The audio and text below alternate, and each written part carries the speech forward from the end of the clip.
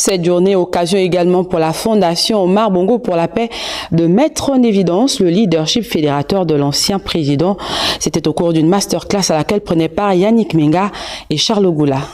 Petit territoire de 267 000 km² en plein cœur de la forêt équatoriale, le Gabon a-t-il réussi à devenir l'interlocuteur privilégié pendant 4 décennies des grands dirigeants de son monde. Avec son franc-parler légendaire, est-il devenu l'un des plus grands négociateurs de paix dans les conflits qui secouaient la planète.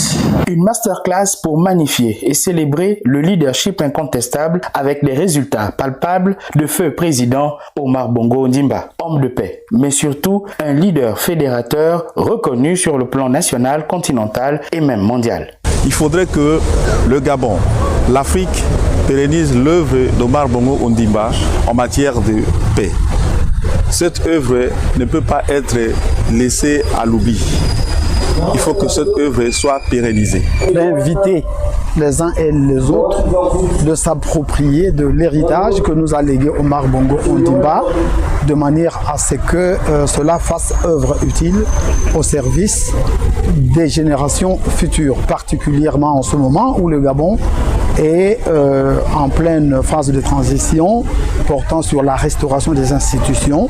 Le modèle qu'a incarné Omar Bongo peut être un modèle de leadership inspirant. La Fondation Omar Bongo Ondimba pour la paix permet donc par cette exposition à toutes les générations de connaître un symbole du leadership fédérateur, feu président Omar Bongo Ondimba.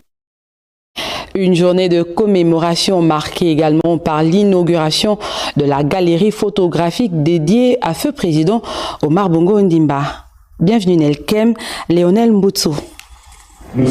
En plus de la masterclass, s'en est suivie la visite de l'exposition photographique dédiée bien évidemment à la légende politique africaine, Omar Bongo Ondimba, l'homme de la paix et de l'unité, devenu ses identités remarquables.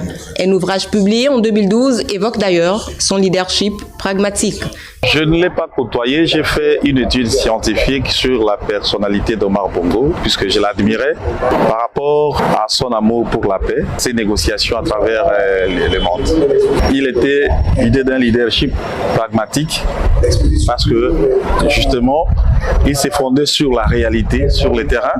Il écoutait tout le monde et il avait plus de réserves avant de répondre. Des témoignages en ont pu finir sur l'illustre disparu fusent de partout, comme par exemple le souvenir de la création de l'Université des sciences de santé.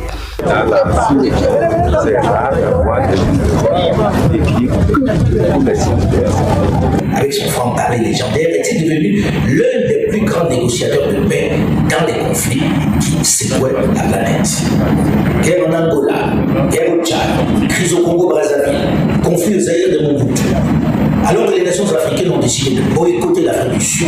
Organisé par la Fondation Omar Bongo Ondimba pour la paix, la science, la culture et l'environnement, celui qu'on appelle affectueusement Obo ou Yaoumar est célébré à travers ce vernissage jusqu'au 18 juin prochain, ici à Cherko, au Dôme d'Agondji.